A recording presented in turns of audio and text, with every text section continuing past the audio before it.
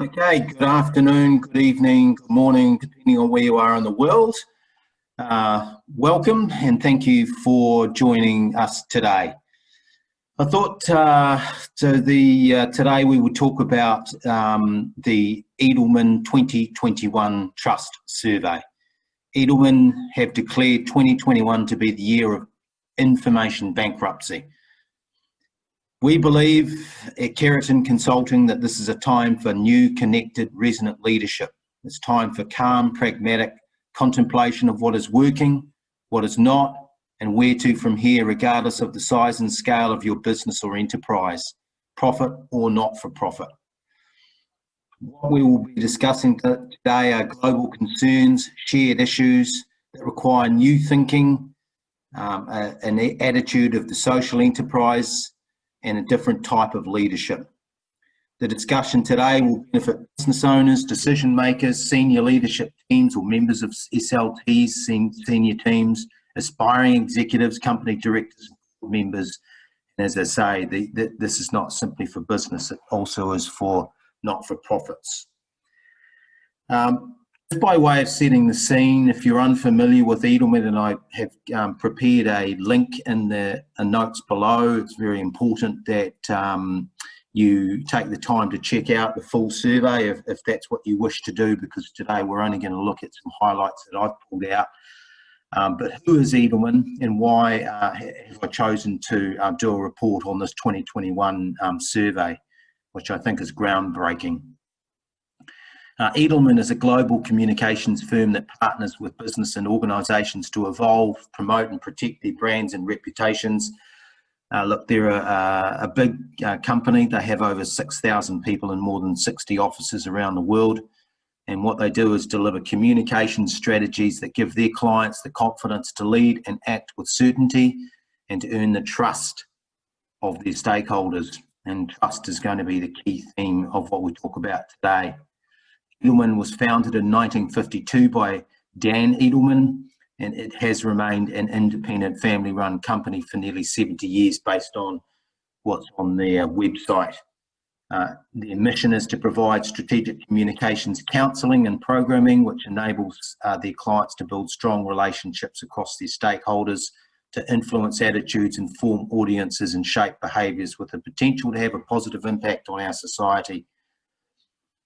And the view of Edelman Trust is the glue that holds together the four pillars of an economy. Those four pillars are business, governments, NGOs or non-government organisations, and the media. Edelman have studied trust for 20 years, and this 2021 survey is the 20th survey, so there are a number of these that have been done previously. Each year, Edelman surveys citizens across 27 nations around the world. So they take a snapshot of the views of what I call the body politic, which is ordinary citizens from nations all around the world. And shortly I'll be bringing up a share screen and we'll go through some cliff notes of that and my analysis and interpretation and thoughts as a starter for 10 around why this survey is so important. And the view of Edelman Trust defines an organisation's licence to operate, lead and succeed. Trust is the foundation that allows any organisation to take responsible risk, and if it makes mistakes, to rebound from them. For a business especially, lasting trust is the strongest insurance against competitive disruption. It's the antidote to consumer indifference and the best path to continued growth. Without trust, credibility is lost and reputation can be threatened. Edelman each year produce what they call the Edelman Trust Barometer, and that's what we're going to take a look at. And they take deep data that they collect from these 27 surveys of 27 nations around the world, and they build this into this consulting platform called the Edelman Trust Management Platform. Now, as I said, I'll put a link to Edelman below, but in the meantime, I'm going to provide my own interpretation of this 2021 Edelman survey. On summary, the four pillars of the economic system are business, government, NGOs and media. These are the sources of information, data repositories and mouthpieces that citizens rely on to make informed decisions. You could potentially include academia and religious organisations in there, but I think broadly under the title of non-government organisations, you'll find that tertiary education and think tanks and so on come under NGOs. So the 4 pillars of the economic system are business, government, NGOs and media. Having trust in these 4 pillars is essential in an economic, functional economic system. When trust erodes or declines, the system becomes unstable, dysfunctional and dangerous. We are therefore in a time of transition and transformation globally, where the 4 pillars of business, government, NGOs and media are coming apart at the seams, and I don't think you need to be a rocket scientist to realise that, regardless of where you are in the world. These 4 pillars are no longer serving the stakeholders in a positive, life-affirming manner that facilitates our expansion and evolution as a species. All 4 pillars right now across the world are under pressure. So who consumes this trust survey, and why would you spend any more time listening to this presentation? Well, trust survey, the Edelman Trust Survey, as I said, has been going for 20 years. It typically is reviewed and is taken pretty seriously by executives of companies globally, board members, non-government organisations, think tanks, consulting firms, government agencies and academia. And trust matters whether you're a consumer, an employee, a regulator, an investor, a risk analyst, if you're interested in market and the economy, and certainly the media look at these drivers of trust as well. What is trust? I think that probably pays to a baseline of that before we look at the data and my interpretation of some of the key data points for 2021. But what is trust? And this is what Edelman believed that it is anyway. Trust is a belief in the future. It is predictive in nature. It is a willingness to accept uncertainty.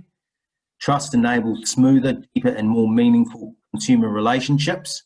Trusting is a rational and emotional process, and it's built from both conscious and unconscious biases. Trust is the magic, intricate and powerful yet very subjective and complex glue that holds together our economy and our society. Before we go any further though, some background on me and my company. My name is David and I'm the Chief Experience Officer and founder of Keraton Consulting. We are based in New Zealand, which is in the South Pacific. Australia is our nearest neighbour, and to the south is the Arctic. So if you're looking at a map and you're wondering where New Zealand is, we're right at the bottom of the world. Find Australia and then you'll find New Zealand. I've been in business for more than 30 years, having worked in banking, at senior levels of banking and insurance, government, politics, private enterprise and not-for-profits. For a fun fact, for those who love a little bit of pop psychology, I am a Libra Sun, Taurus Rising and Aries North Node. I was born in Rhodesia, which is now called Zambia, so that gives you some hint of my age. We provide strategic advice at Keraton Consulting, political and geopolitical commentary, executive and leadership coaching, actionable business intelligence, sentiment and trend analysis that helps leaders make sense of the 12 disruptive forces that are impacting business, politics, the environment, how we trade and pay, our health and well-being, and our sense of community at this time. Our target market is business owners, decision makers, senior leadership teams, aspiring executives, company directors and board members. We have 3 guiding principles. Whatever we talk about is focused around liberty and freedom and sovereignty, which we believe are absolutely bedrock to humanity. Our goal is always to deliver transformative coaching, education and information, and today certainly this is about information. We help our clients see beyond the veils of confusion and illusion. We help them to reconfigure their cognitive map and their perspectives, and we help our clients to connect with the universal quantum intelligence, which is something that Dr. Joe Dispenza talks frequently about.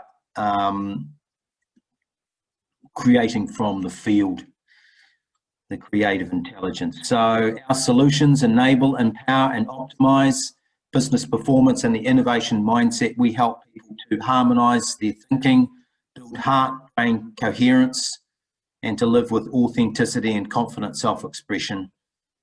We believe that there are 8 core competencies required for resonant and connected leadership in the 21st century. They are sense maker, visionary, empathy, catalyst, the ability to catalyse, to be a confidant, an advocate, and synthesizer, and a rock. Those are the 8 core competencies which I cover in other presentations. I think it's a good place to start is often with a quote. This one is from C.W. Graves, who is a futurist. The present moment finds our society attempting to negotiate the most difficult, but at the same time, the most exciting transition humanity has had to face. It is not merely a transition to a new level of existence, but the start of a new movement in the symphony of human identity. That was actually a quote from 2002, very timely, even 18, 19 years later. And I think in terms of economic theory, most of you, or many of you will have heard of creative destruction, or Schumpeter's economic theory of creative destruction, which is basically that from time to time we go through a dismantling of long-standing practices, and that is what makes way for innovation. That dismantling is driven by a number of dimensions: politics, economics, social, technological, legal, environmental. And we are in an accelerated time of industrial mutation. There's a revolution going on right now of the economic structure, and I've just talked about the 4 pillars of the economic structure, and that isn't just in the West, that can be in emerging economies as well. And they are, again, business, government, NGOs and media. This incessant revolution of the economic structure is destroying the old and creating the new. At Keraton Consulting, our vision is to inspire a global community of digital natives, movers and shakers, to elevate humanity amid exponential change by thoughtfully balancing people, profits and potential.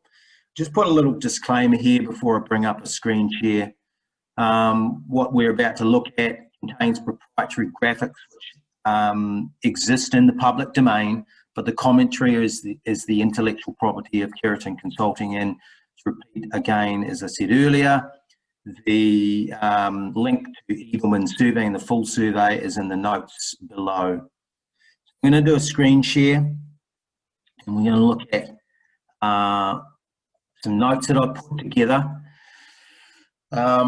So just to recap, 2021 has been declared the year of information bankruptcy, and certainly in the last 2, 3 or 4 years, I haven't seen such a big, bold statement made by Edelman. If you look at the 2020 survey, where they talked about wealth inequality driving social unrest, they didn't make a declaration, but certainly I think it's very timely when we're in the information age that Edelman are declaring information bankruptcy. So let's deep dive into that and understand a little bit more about why they've come up with that perspective.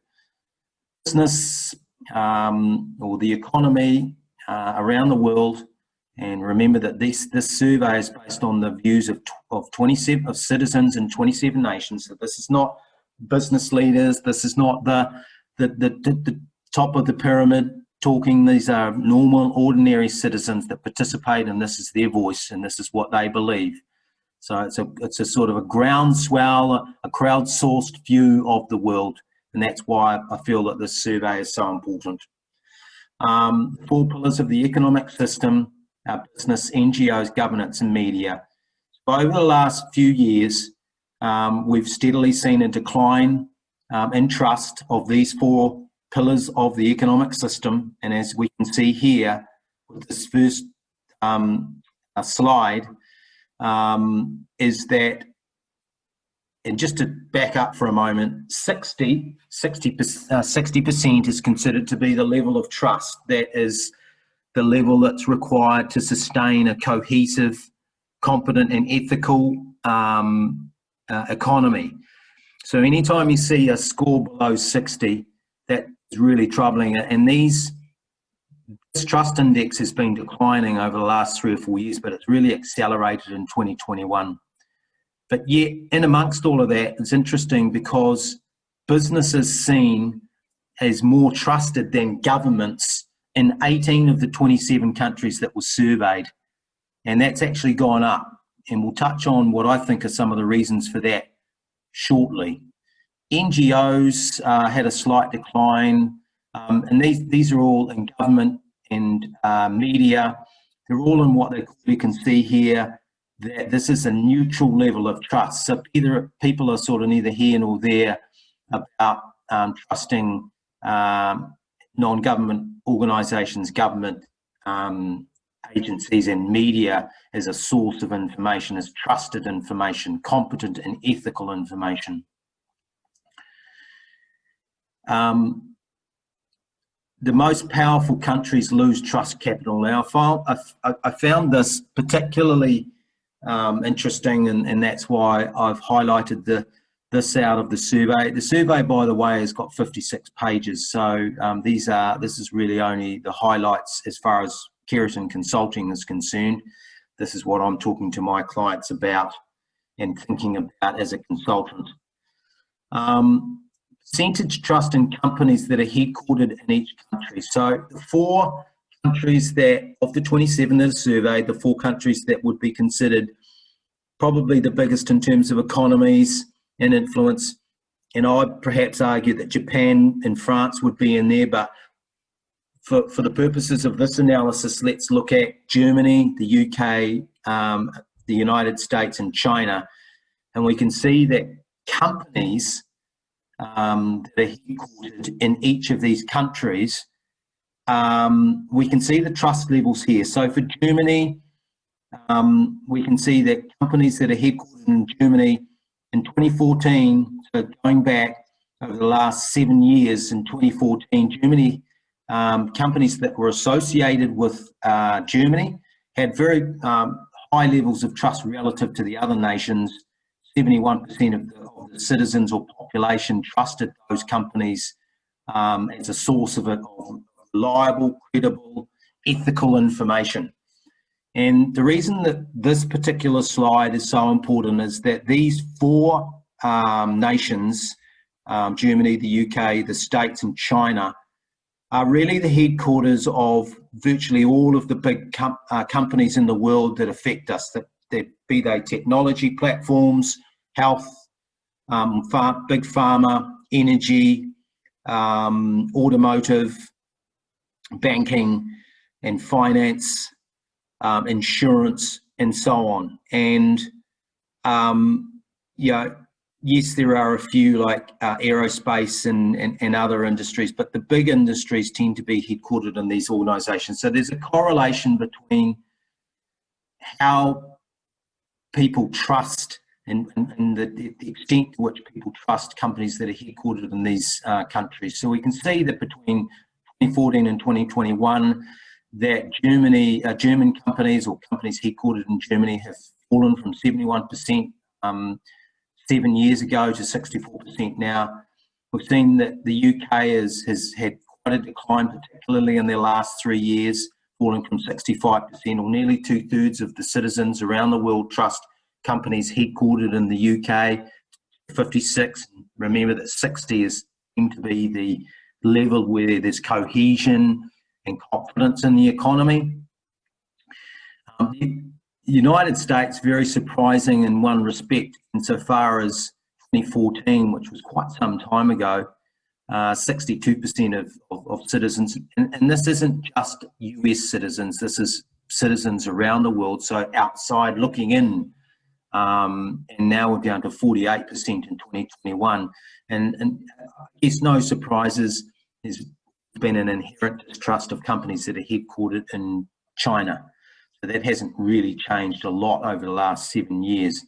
But we can see that what's particularly troubling for the West is that the UK and the United States have very low levels of trust, or declining levels of trust, of companies headquartered in those nations.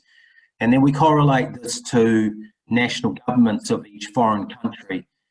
So these are the companies, and remember that the four pillars of a functional economy are business or companies or businesses, effectively brands, if you like, the government, non-government organisations, and the media.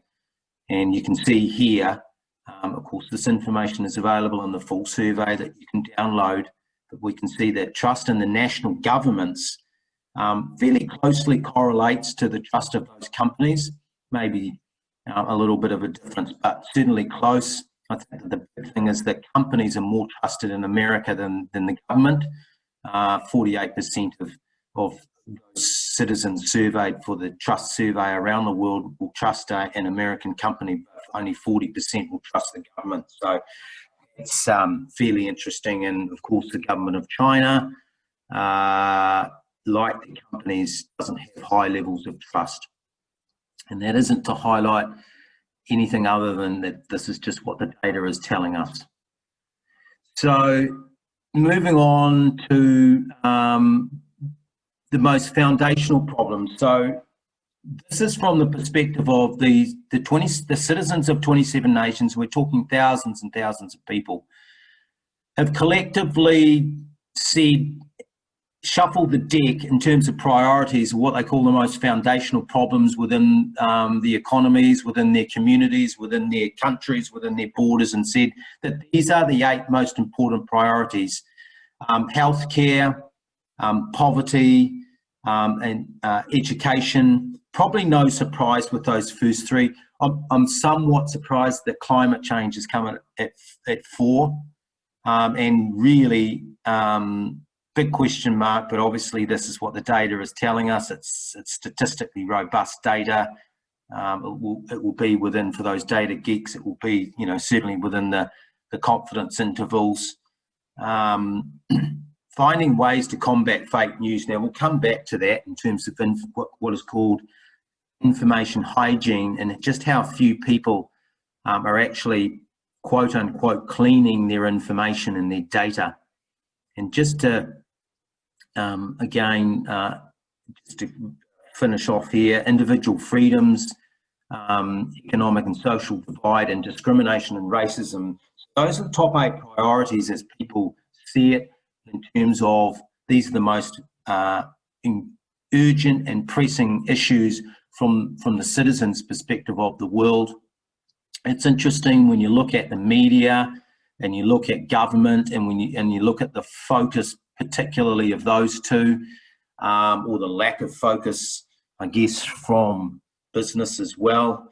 So the flip side, but the focus seems to be 2 hot button issues which are pretty clear, which is climate change, but yet citizens are saying that climate change is important, but it's not the most important. The healthcare system is. And the other hot button issue that's all over the news is discrimination and racism. And, it's pretty obvious right around the world that that's a hot button issue. But yet, from a citizen perspective, it's the 8th most important foundational problem that needs to be addressed. I've called this the 8 priorities for any transition and transformation of the state or the economic systems. Healthcare, this is a summary: wealth inequality and poverty, education, climate change, media integrity, liberty, sovereignty and freedom, stakeholder management versus the social enterprise, and diversity and inclusion. So moving through, this is fascinating as well. I said in my opening statement that there is, it's a time for a new leadership. And what the survey is saying in 2021 is that we have hit a leadership crisis. Societal leaders are not trusted to do what is right. And we're going to look at some quite shocking insights and data in a moment. But let's just focus here for a moment. Government leaders, so these 4 cohorts or groups here in red, government leaders, religious leaders, journalists and CEOs, in terms of leadership, they are now in the region of being distrusted. So the citizens of the world are saying that we can't trust our government leaders, religious leaders, journalists or CEOs. I just make an observation about CEOs, and you can see it here. There are at times data points when you look and do your own analysis and interpretation, which I'd encourage you to do, is that, for example, CEOs' trust has declined, and yet we can see here that citizens are more likely to trust their own CEO and their own employer. There's actually pretty high levels of trust. So it feels to me like there's a distinction being drawn there between, if I'm working for a particular organisation and my CEO or my executive team or my, as representatives of my employer speak about an issue, then I'm more likely to believe them than I am the CEO of, say, the competitor. So you might be working for, a bank, and there are some comments made about, one of these 8 hot button issues, wealth inequality and poverty, for example, or maybe climate change. And yet, if you are looking at the media and listening to the CEO of the competitor bank, you might not believe them. So I think that's the only way that I can interpret. The CEOs are in decline, and yet over here, people are more likely to trust their own CEO. Interestingly, where are people getting information? Who do they trust? They trust people in their local community. That's still fairly high, although it's had a reasonably significant decline of 7 basis points or 7 points in the last year. 2020, a year ago, that was up around at 60, nearly 70%. Scientists still regarded as the most credible source of information and credible, ethical, truthful information coming through. So scientists are holding up, but even then we can see that year on year from 2020 to 2021, there's been a reasonably significant decline. So, past back a year, scientists, 80% or 8 out of every 10 people pretty much relied on scientists or thought that whatever scientists came up with was true and ethical and honest and competent information that they can rely upon to make decisions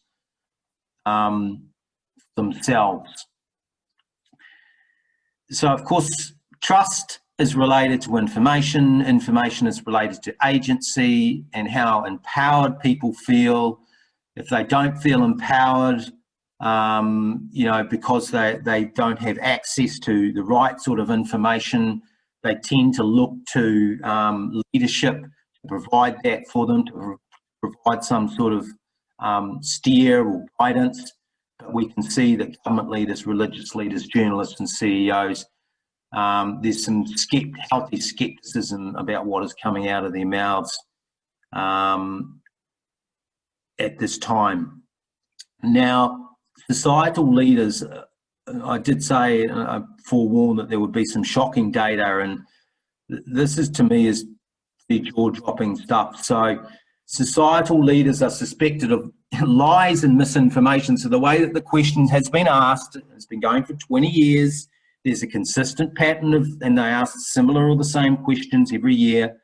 The percentage of citizens across the world who worry about lies and misinformation from government leaders, you can see here 57%, excuse me, 57% of the citizens of 27 nations around the world worry that government leaders are purposely trying to mislead them by saying things that they know are false or are gross exaggerations.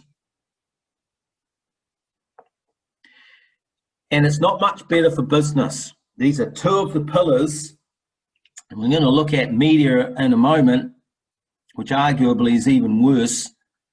2 of the pillars of a fully functioning, cohesive economy, and therefore the society that's built on top of that. 56% of citizens worry that business leaders are also trying to purposely mislead them, and they're saying things that they know are false or they're exaggerating. Let that sink in for a while. That's That's almost 2/3 of the population. And, you know, I think that signals that, you know, there is some real issues going on in terms of, you know, the way that the economic system has been structured, even for the last 100 years, but certainly in the last 10 to 15, there's some real pressure there. People can't trust government and they can't trust business leaders. And, you know, over half believe that they're being misled, that these individuals have no credibility, that they're purposely misleading and telling lies and exaggerating. That's very troubling. And when we look and drill down into this a little bit further, spokespeople have lost credibility. You know, there are some are at an all-time low. So percentage of people who rate as very or extremely credible as a source of information about a company.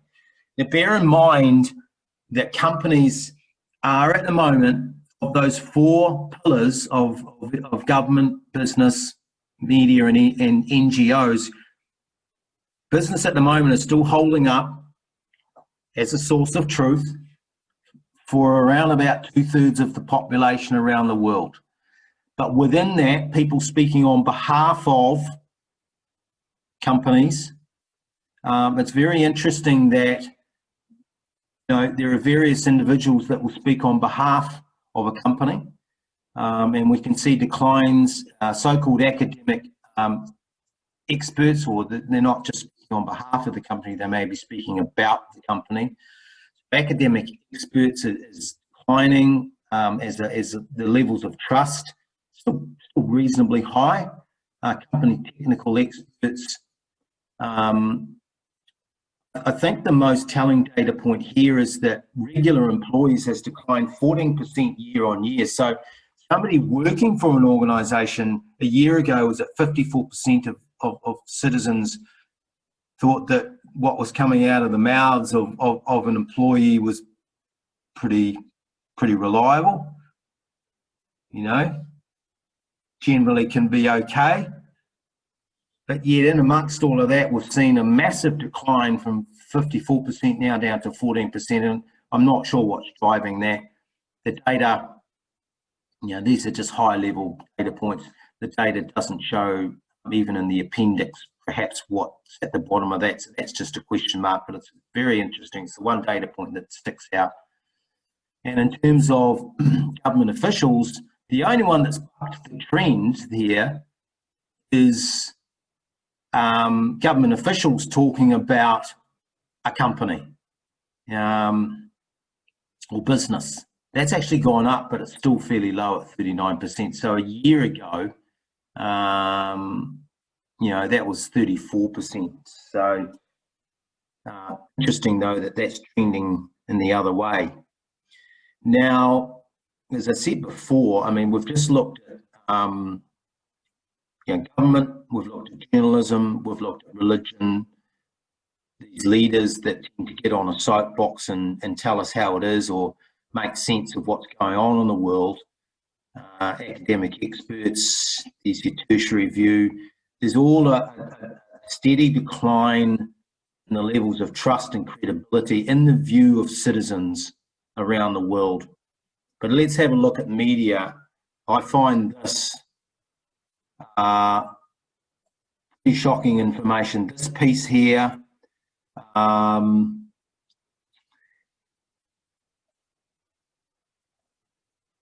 search engines, if we go back 2012, if we go back 8-9 years, search engines were 62%, and that's bubbled around.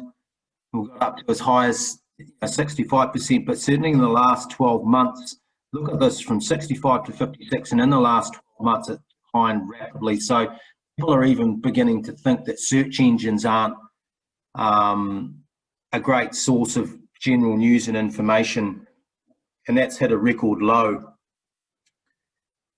Traditional media, there's a distinction here between traditional media, which would probably be called, you know, the legacy media, the mastheads that, you know, many local newspapers and even national newspapers have been traditionally owned.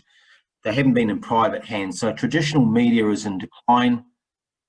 Owned media, I consider this to be corporate media, the mainstream media, and social media. Wow. It's never been a great source of information, even back as far as 2012. Now in 2021, only 35% of people can or believe that they can trust social media as a source of reliable, credible, ethical information. So the media as a block is, I mean, we've got none of that traditional media can be relied upon. So pretty troubling stuff. Who do you turn to? If we're saying that, 57% of us don't believe that in government leaders, they think they're trying to mislead us. 56% are saying that business leaders and government, or 56 to 57, can't be trusted to provide information that we can rely upon. And then on the electronic space, the digital space, in terms of platforms, in terms of media, nothing there above 60% with a trusted level. So we have a complete collapse of trust in search engines, traditional media, owned media, and social media. Social media, 35%. It's basically, close to 2/3 of the population around the world don't believe anything that's on social media. And there was a Rasmussen survey I saw come out of the States. So there are other surveys that are validating this around the media as well. 41% now. That means 6 out of 10. If you had 10 people in a room, 6 out of 10 don't think that they can rely on the media as a trusted source of information. Now, this is my own interpretation, that these data points indicate that the operation of the following human templates and archetypes are coming to the surface. There's a victim savior template, which is deep in the psyche of humanity and communities and nations all around the world. There are people that feel like they're victims, that play the victim, and sometimes it is absolutely justified. If you think about some of the economic abuses around the world, and they look to saviours. And so what this data is talking about is, look, if you're in a victim mode and you're looking for a saviour, whether that be through the judicial system or through voting for the right politician, or taking class action against a business, to put things right, you're saying, well, I'm not sure that I can rely on the information that I'm getting to actually make a decent decision. So there's a real victim saviour template operating here, or archetypes, what I call this. This is the psychology of human behaviour, and it's one of our areas that we specialise on. We don't just look at the data, we look at why people behave the way they do at Keraton Consulting. Call it the psychology of behaviour. And of course, all marketers are looking at this sort of thing as well. These are just groups. These are what you would call target markets or persona groups. We also have authority approval. So it's deeply hardwired into human beings right across the world. It doesn't matter where you are, and it tends to start in childhood and it stays with us for the rest of our lives, that we tend to respond to authority figures and we tend to want their approval. If you look at kids, they want they see where there is a level of respect I'm talking about, where they respect their parents or their elders, they're constantly seeking their approval. The same thing at school, same thing at university, and it's the same thing in the workplace. If you respect your boss, you're looking for his or her approval. So authority approval is a deep template. It's a deep persona archetype that drives human behaviour. Just I'd make these notes here just to reflect outside of the data and give more of a human perspective on what some of these data points are talking about. And command and control is the third template, human template, that's coming out here, is that, and we're going to look at some really interesting data at the moment. information is power. We've all heard that expression, and the idea that when you have information or data and you can trust that information, you have agency, and agency allows you to act with some confidence, and to feel empowered and to move forward in your life, whatever the situation or scenario that you're dealing with. Is that information and trust are all intimately related to having agency and empowerment. And command and control is a human template that really derives a top-down perspective, which is interesting because it's been challenged. What's the flip side of, when you look at these structures, academia is a command and control structure. It's a top-down structure. When we look at government, it's a top-down command and control structure. Religion is a command and control structure. Business is a command and control structure. So this idea here of a human template driven by command and control is tied up intimately with trust. And we have historically, and certainly this is why I think we're at a tipping point in humanity. When you look at the 4 pillars of an economic system, which are command and control structures of NGOs, it's a man at the top, a man or a woman at the top, or an expert telling us how it works, whether they be a scientist or a doctor or a CEO or a president or a priest. They're telling the rest of us, and historically we've trusted them. But as that trust erodes, really people are looking for agency and empowerment elsewhere. So I've made a comment here that people are looking for agency in their lives to overcome victimhood and disempowerment. They're feeling disempowered, and this is why trust has been eroded. They're feeling let down by businesses. They're feeling let down by religion. They're feeling let down by NGOs. They're feeling let down by the media. So people are spinning around, and what we're witnessing in the public square is manifest disengagement in social administration and civic administration, the structures of politics at the local level and at the state and the regional levels. And we can see that with the most recent results of elections around the world. And people are overwhelmingly rejecting the political structure as a facilitator of communication. And a little note there about agency, it's actually a word that goes back to the 1650s.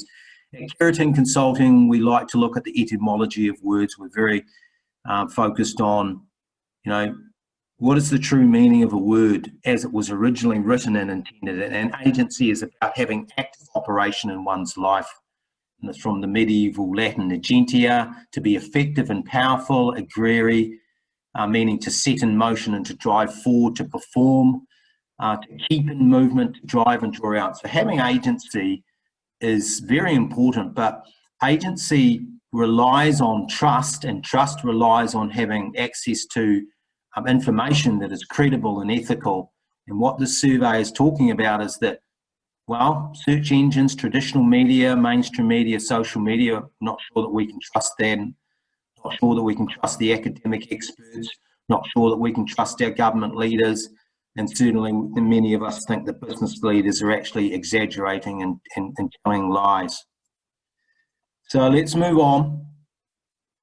Probably no surprises here. Bad news for mainstream media. News organisations are seen as biased. The percentage of people who agree that journalists and reporters are purposely trying to mislead people by saying things they know are false or gross exaggerations, we're at nearly 60%. Remember, the survey is surveying 27 nations across the world, and citizens. This is ordinary citizens like you and I that are speaking up about this issue. Most news organisations are more concerned with supporting an ideology or political position than with informing the public, again, nearly 60%. And the media is not doing well at being objective and non-partisan, 61%. I find this rather interesting, this list here. Strongest agreement the media is not doing at all well is in Japan, 80%. Goodness me, 80% of citizens in Japan are saying that their media is biased, is not objective, can't be trusted. 80%, I don't know how that economy functions on the basis of that, if people are relying on mainstream media or media. South Korea, probably no surprises with some of these. Italy, where there's all sorts of shenanigans going on right now, 75%. These are staggering numbers. When you look at Europe, you've got Italy and Spain and the UK. You know, large swathes of the of these nations just simply do not trust the media. You know, it's nearly 70% in the UK, 73% in Spain, 75% in Italy. You know, South America, no surprises, and 67% Nigeria. I don't think anybody is going to be surprised at that.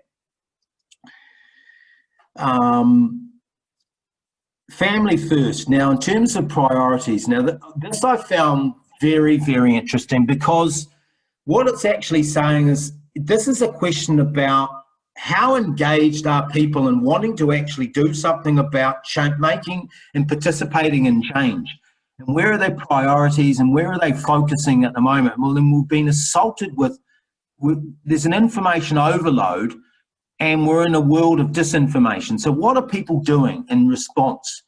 We talked earlier about their priorities, generally speaking, you know, as a community, as a collective. What we're saying is that healthcare, wealth inequality, poverty, education, climate change, media integrity, liberty, sovereignty, freedom, stakeholder management, social and versus a social enterprise. That's the ability to participate in business, particularly in terms of remuneration and wealth distribution, but that's a different, that's for a different day. And diversity and inclusion. So that's at a sort of a collective macro level. But from an individual level, what is it that people are really prioritizing for their lives? And I've got family first. So 56% of respondents of the survey are saying that the most important thing to them since the start of the year, so let's go back for 2020 and now into 2021, is to prioritize their family and their needs. 56%, so almost 2/3 of people are saying family is the most important. And this is where we get into very interesting disengagement. I've just spent some time talking about agency. But if people don't have agency, if agency drives empowerment and participation and a willingness to step up and be the change you want to see in the world, then the flip side of that is disempowerment and disengagement and disillusionment. We can see that with the shocking numbers around media, only 46% have an intention or a priority to increase their information literacy. Less than half. So you start to see there's a sense of resignation coming in here. 43% are saying, 4 in 10 are saying, I'm going to increase my science literacy. But I find that these bottom two numbers are staggering, but not surprising, and you can see it probably reflected all over the world. Only 39% are saying that they want to be politically aware. So people are saying they don't trust the politicians, they don't trust the government, and they really don't want to do anything about it. And they're checked out. That means 39% are saying they wish to be politically aware. Let's call that 40%. That means 60% of people have no interest in developing their political awareness. Very, very much saying they're disengaging from the political process and political system. But where does that leave us? And even lower, and I think question mark for me, speaking out when I see a need for changes and reforms, only 36% around the world are saying that they're prepared to speak out. So they're disengaging from the political process. Less than half want to improve the media and information literacy, and only 36% are prepared to speak up and speak out. So the silent majority isn't prepared to or doesn't feel empowered to for various reasons, and perhaps one of them is that they don't trust the information that they're getting and they don't trust the sources of those information. The trend here is that most people are disengaged from the political arena. Anything in blue here is Keraton Consulting's perspective. People are disengaged from the political arena and they do not prioritise speaking out when societal changes and reforms are required. Less than half of the respondents will increase their media and information literacy over 2021. The focus is family first, and perhaps this is what is actually driving, interestingly, property asset bubble and growth in durables. Nesting is what we call this. We're looking at this as a persona group, as a behaviour group, as a human template. People are focused on family. They're switching off from politics. They're switching off from political and social issues. Yet we see property prices, despite recessions and different things going on, are going through the roof. All over the world, this is happening. People may want to hunker down at home and ignore what is going on in the world. And certainly this is what the data shows us. Moving on.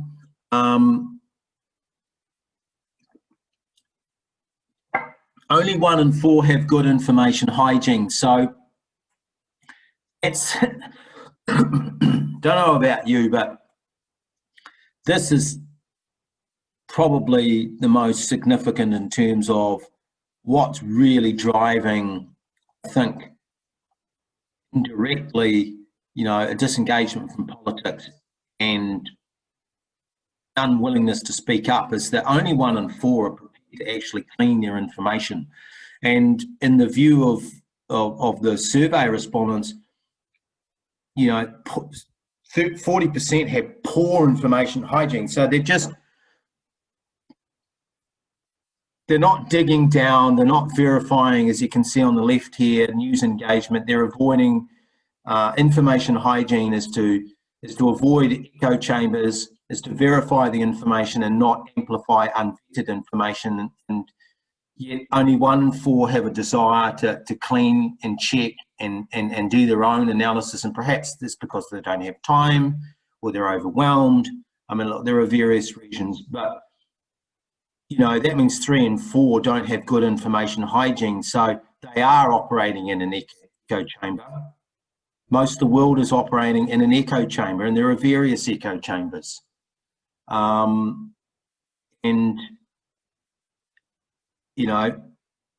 Very, very interesting data point here. In terms of the future of work, fears around the pandemic are actually globally impeding a return to the workplace, and people are saying that they would rather work from home. They don't want to go back to the workplace, and they're citing reasons like I'm more productive at home and I get an enhanced work-life balance, and there's a risk of contagion if I go into the office.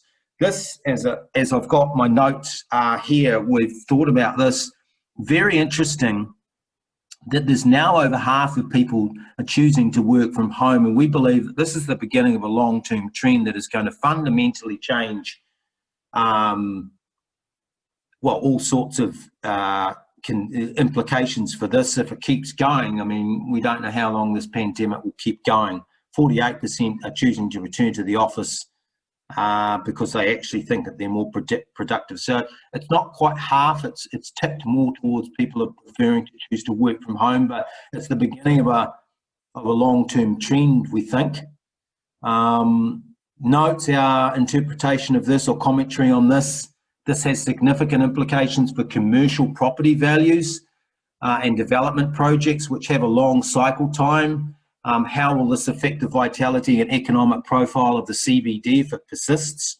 Winners will be software applications like Zoom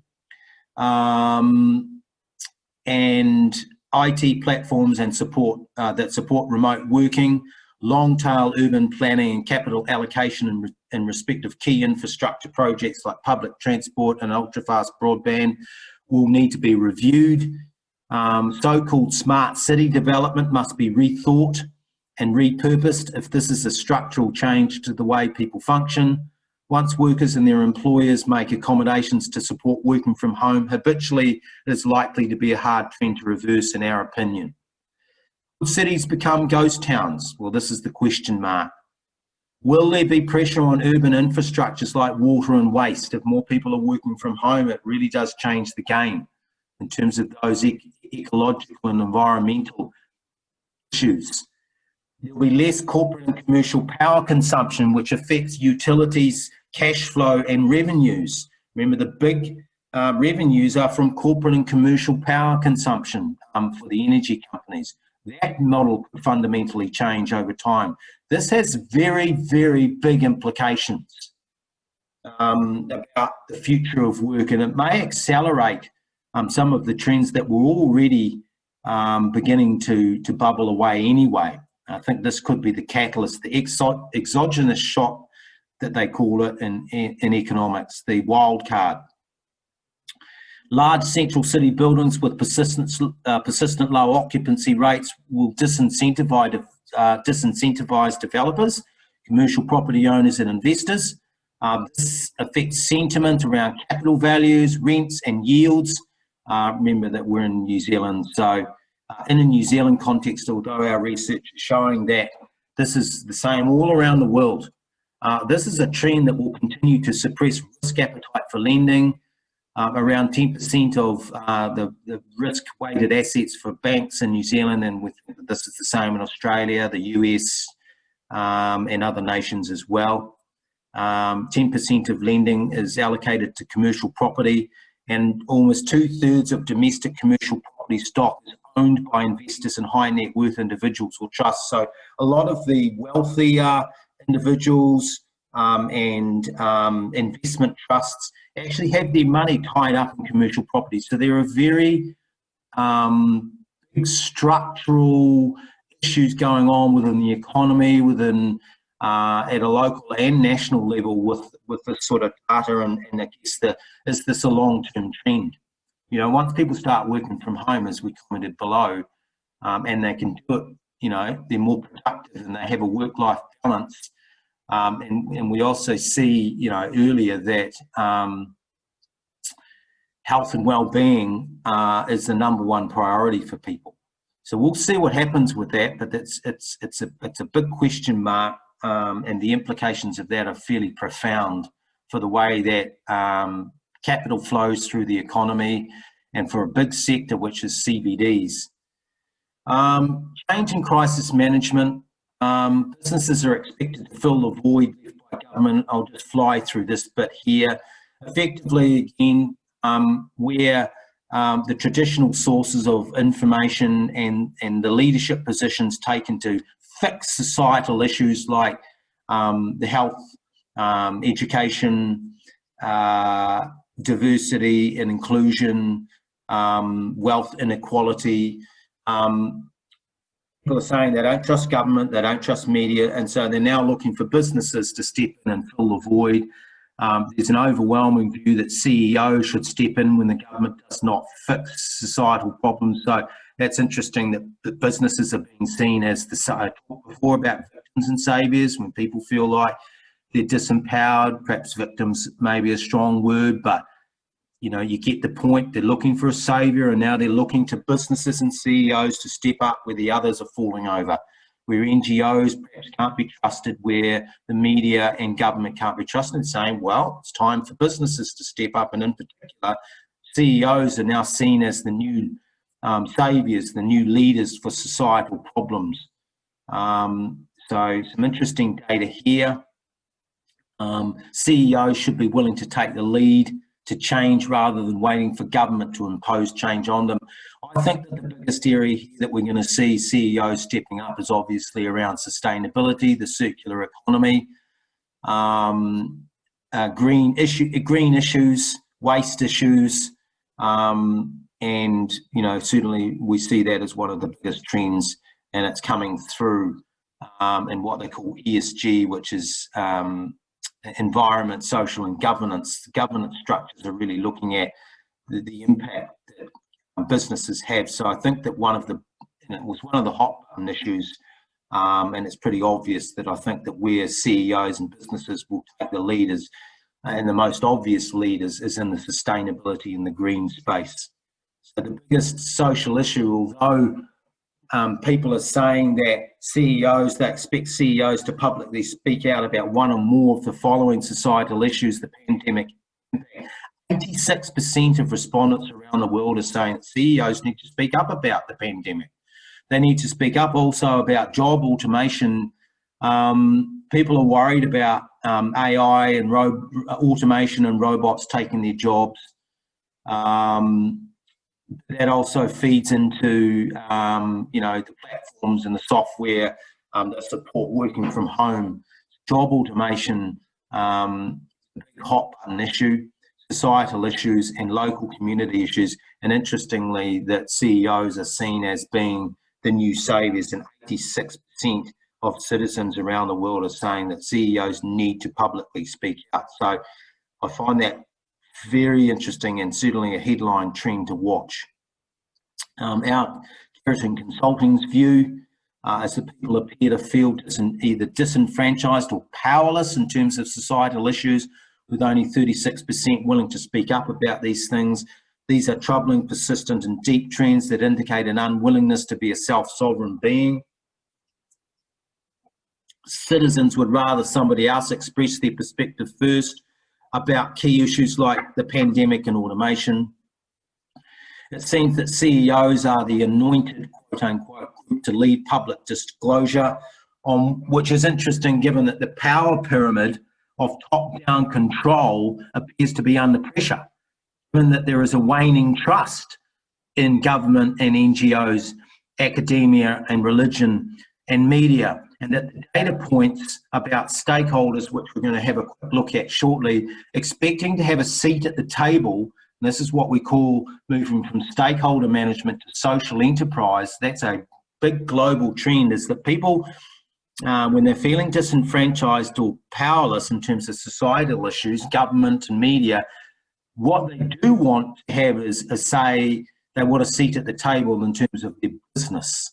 There's a big correlation between what they're expecting CEOs to speak out about and also how people are feeling that they can be the agents of change. They feel that that businesses are going to give them some sort of agency to influence societal issues.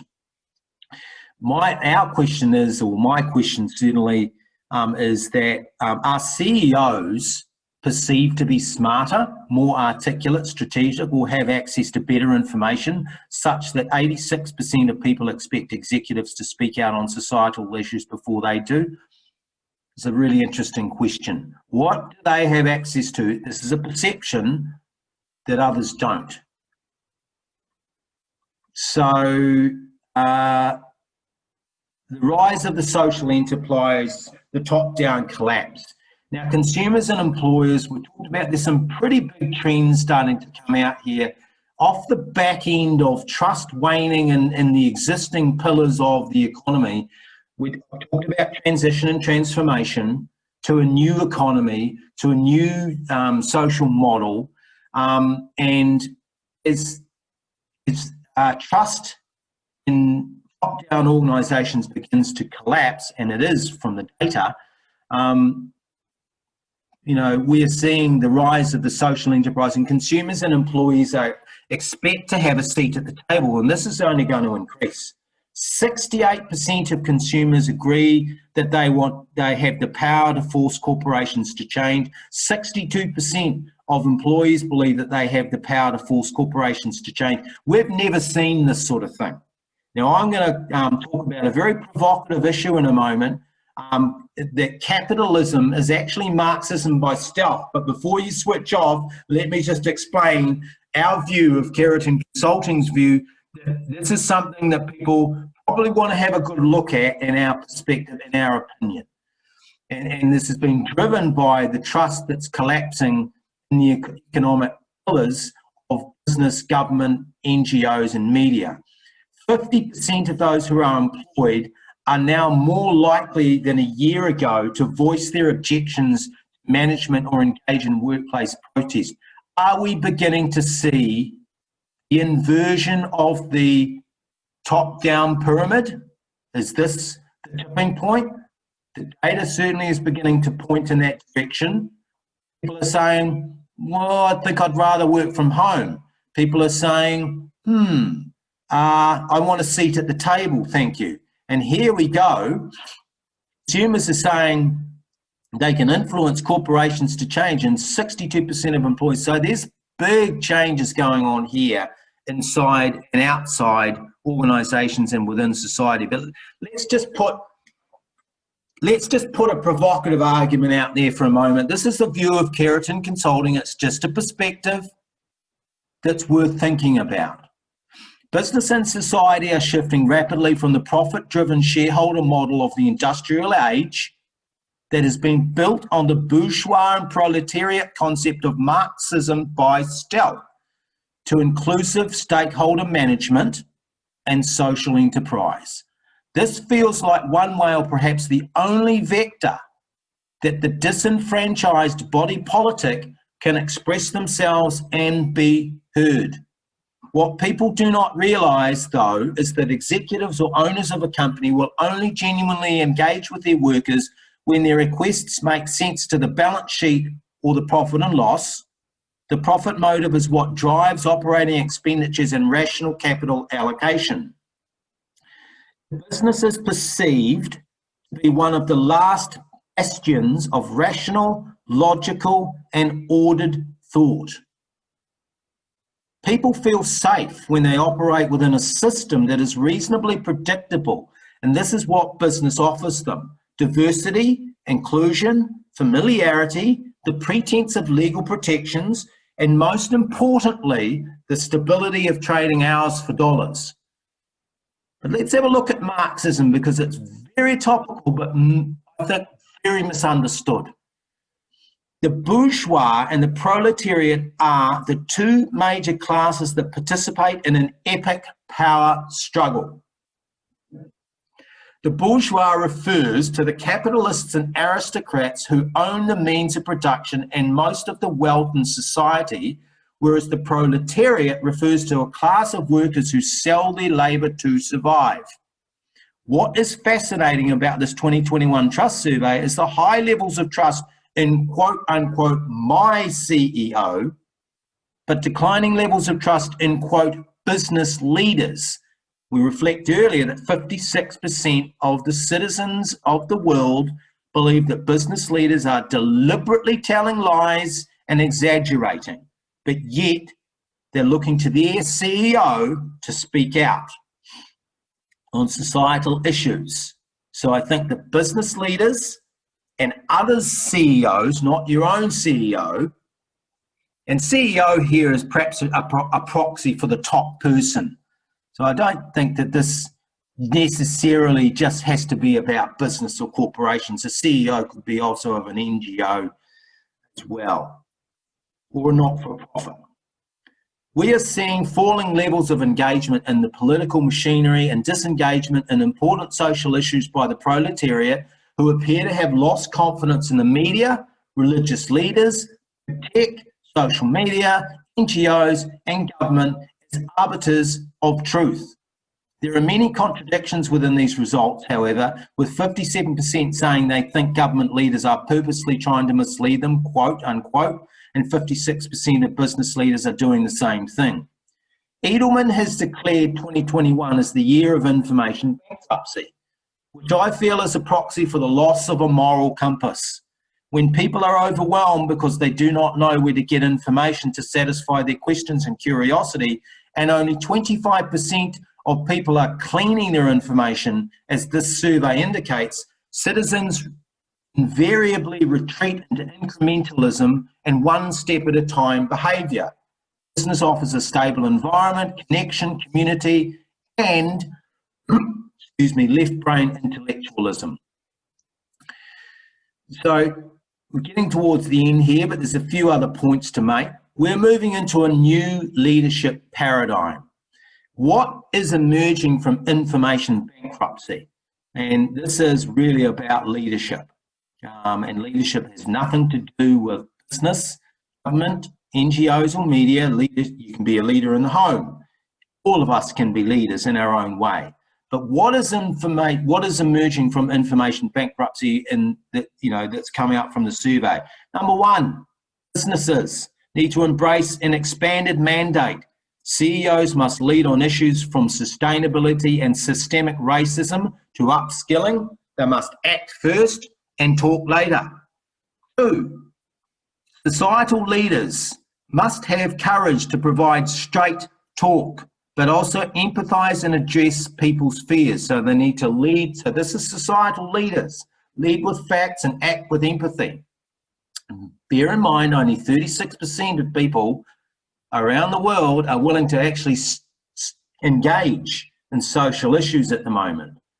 So the bulk of people are looking for somebody else to lead, and perhaps they'll be a fast follower. Perhaps they'll engage or disengage further. That's the question mark. Third, all institutions must provide truthful, unbiased, reliable information. People are looking for trustworthy content.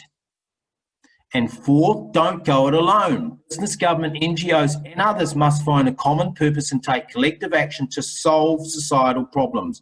And let's go back just quickly to recap what were the 8 priorities for societal problems. They were healthcare, wealth inequality and poverty, education, climate change, media integrity, liberty, sovereignty and freedom, stakeholder management versus social enterprise, so that share the wealth, and diversity and inclusion. Okay.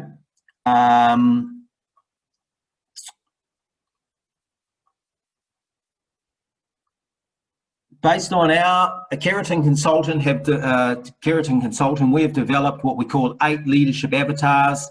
We believe that leaders or executives in social and business must exhibit a range of core competencies in order to be an authentic, connected and 21st century leader. They need to be a confidant, an advocate, a rock, an empath, a sense maker, a visionary, a synthesizer and a catalyst. We'll cover that in a different presentation. Now, this is just, we're towards the end here. NGOs and governments. Trust in NGOs has decreased in 11 of 27 countries. Now, NGOs, anything in red is there's outright distrust. So if you're living in or perceiving what's going on in terms of NGOs in Russia, Germany, Japan, particularly in the UK, there's outright distrust of NGOs in those countries. In terms of neutral trust of NGOs, the US it's neutral. People are sort of sitting on the fence whether they trust NGOs. Same in France and Spain, the Netherlands, looking at Europe, Ireland, and where there is high levels of trust still in NGOs, South Africa, Australia, China, interestingly, but they've had a pretty significant decline. Not sure what's driving that, but there's been a 9 percentage point decline. But NGOs in Australia, Saudi Arabia and South Africa, Malaysia, Singapore, UAE and Kenya, India is the most trusted. So an NGO in India is the most trusted of any nation. But there's some really interesting information there about trust in NGOs. And I think that says there's a big opportunity. It's not just about business, it's about NGOs. And I would add to that, any think tanks, not-for-profits, social enterprises, I believe fall into the category of NGOs. So that's anything that's not for profit. Trust in government. This was a fascinating slide. Again, there's no surprises here, but just worth touching on as we close. There are 13 of 27 countries where the trust in government is really very, very low. Again, look, no surprises with some of these. Nigeria has the lowest levels of trust in their government. South Africa, Argentina, Colombia, Russia. Japan, as I said before, 80% of people don't trust the media there, and only 37% trust the government. So there's utter what's going on in Japan, when you look at these numbers, the focus is on some of these countries like Argentina and Mexico and so on, Nigeria, but there's some really troubling information coming through from the UK, from Ireland, from the US, so-called Western nations where the trust in government is actually very low. The most trusted governments around the world, interestingly, China, but I think that, I mean, I don't know what to make of that. Saudi Arabia, UAE, isn't it interesting that three of those are really, they're not really democratic. United Arab Emirates, China and Saudi Arabia, where the governments are trusted. Perhaps that is because they deliver universal basic income, they take care of the needs of their citizens. Australia, when we talk about, it's had a massive increase in the last 12 months, up 17 percentage points. Trust in media increases in 15 of 27 countries. So these countries where they've actually looked at this sort of data and said, actually, we need a really informed citizens, we need an informed body politic, we need people to be engaged in the media, and clearly some work has been done. And look in Saudi Arabia, 14 points year on year, Malaysia up 9 points, and the Netherlands up 3 points. I think this is the second to last. Trust, in terms of business verticals, I found this interesting. Where there's been a decline is that social media, we've talked about that there's just simply distrust of social media in terms of business verticals, financial services and fashion. I think that fashion, there's been declines in financial services and fashion in the last 12 months. I think fashion's probably to do with, in terms of trust, is to do with high levels of counterfeiting and the inability to, there's copycats, there's a lot of skullduggery that goes on in labels and authenticity and provenance, and whether you're getting the real McCoy. And there's also ethical issues around sweatshops, paying $1 an hour to sweatshops in the likes of Thailand and China to produce fashion items. There's a lot of people they don't think that that's ethical, and they don't think that that's it's trustworthy. So not a surprise to see a decline in fashion. And that's really it. I think we talked about spokespeople earlier. I thought just to close out that, and this is the last slide, and we call this is proprietary to Keraton Consulting, we call this the psychology of revolution, and this is how we look at as a big picture, taking a 30,000 foot view as to what's actually going on when you have trust in the four pillars of the economy, being business, NGOs / not-for-profits, media and government. When you see trust declining in 3 of the 4 of those pillars, this is what tends to happen. It's sort of the substrate or the psychological level, is that you get these different persona groups expressing themselves, and we haven't got the data to put a percentage around these 4 persona groups, but we do know that 36% of people, according to Edelman, are prepared to engage in social issues, and around 45% are prepared to engage in political issues, and around 49% are prepared to clean their data and do what they can to curate, do their own fact checking and independent validation, so that they've got good information. So we think that probably 35 to 40% of people fall into the persona group of the autonomous.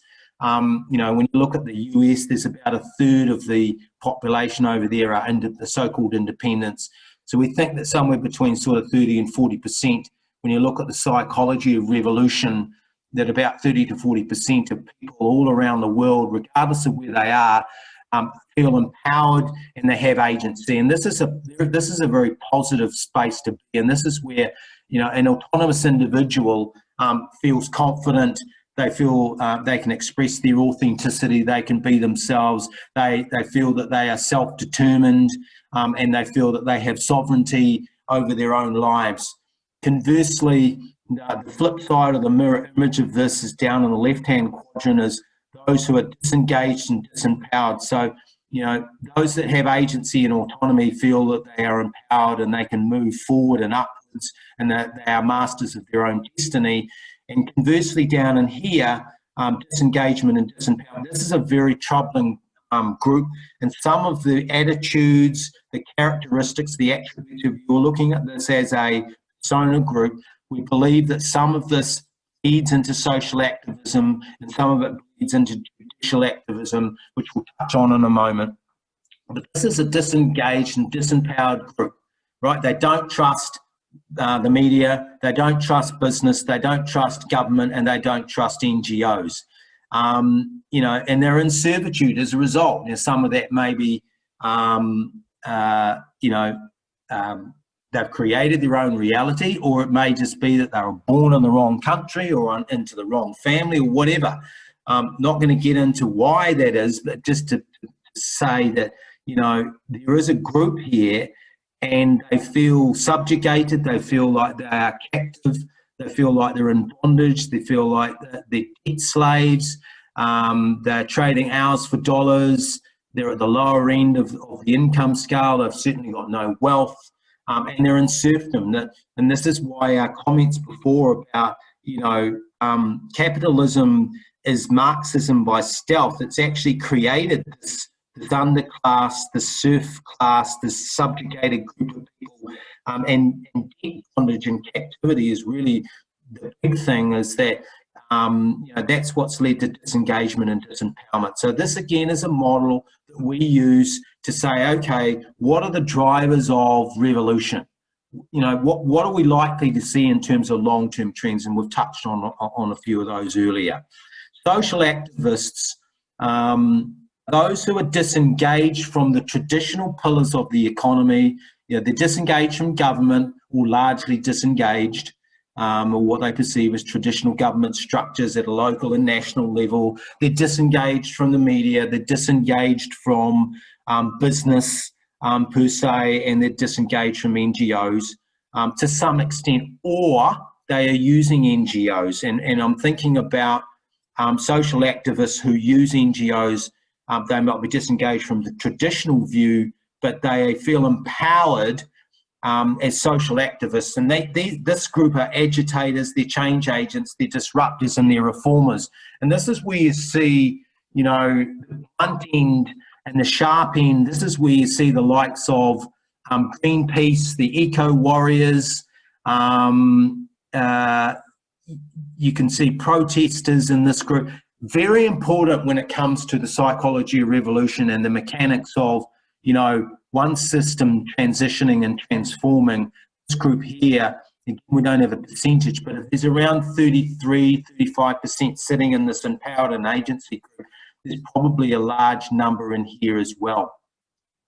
And then there's a fourth group that are disempowered, right, in terms of the traditional levers, and that disempowerment comes through, they feel that maybe they don't have large amounts of money or resources, but they do feel that they have agency, and that agency is the judicial system.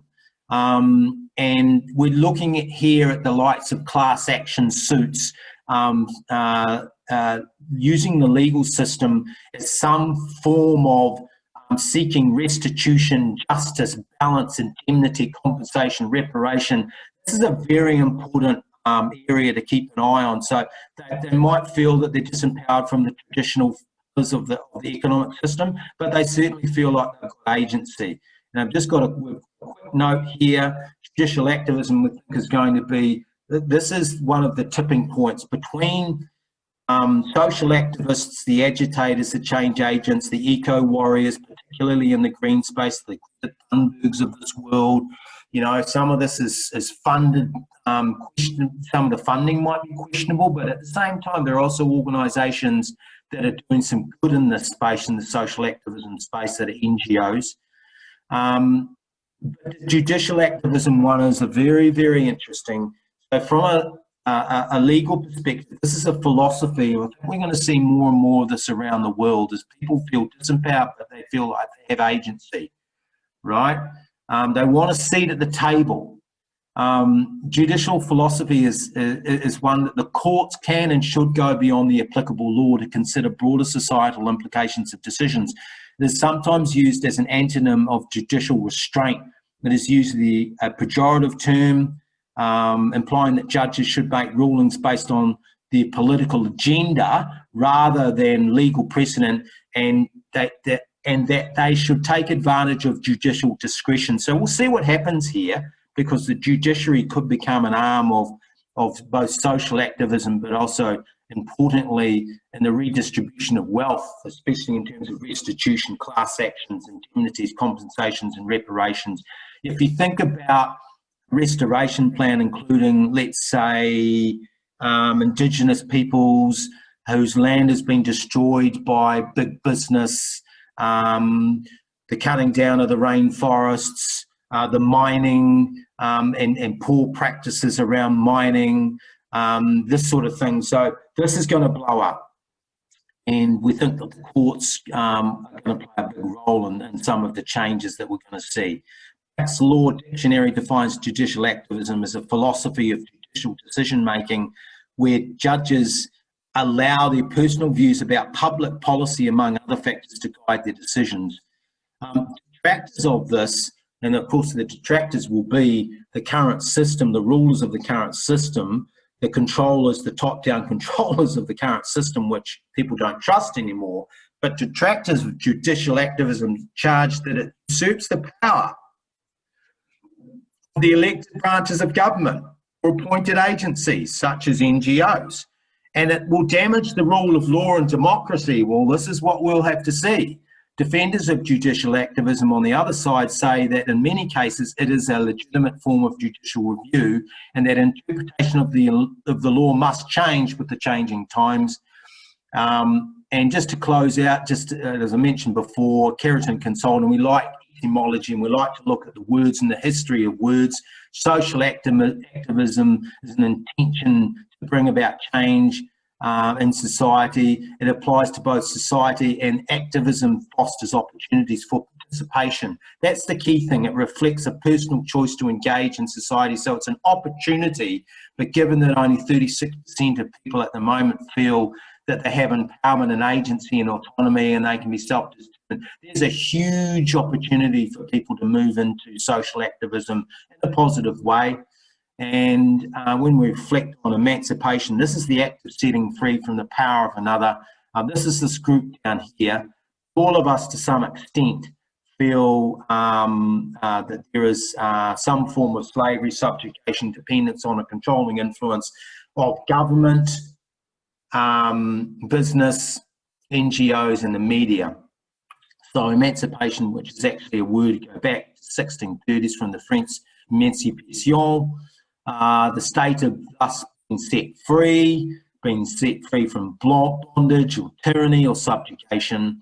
And serfdom, just to close, it's the status of many peasants under feudalism.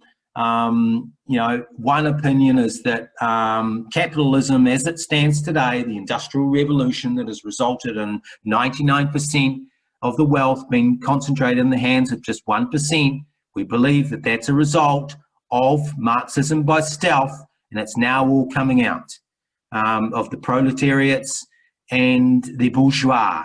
And the serf class is, it all goes back to feudalism, and it pays to understand their history. This goes back to the land and the lord of the manor and similar systems. It was originally a condition of bondage and indentured servitude with similarities to slavery, which actually developed during late antiquity and the early Middle Ages in Europe, and we would argue at Keraton Consulting still exists today.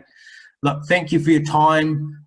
This was just a spitball, and have fun and enjoy the rest of your day.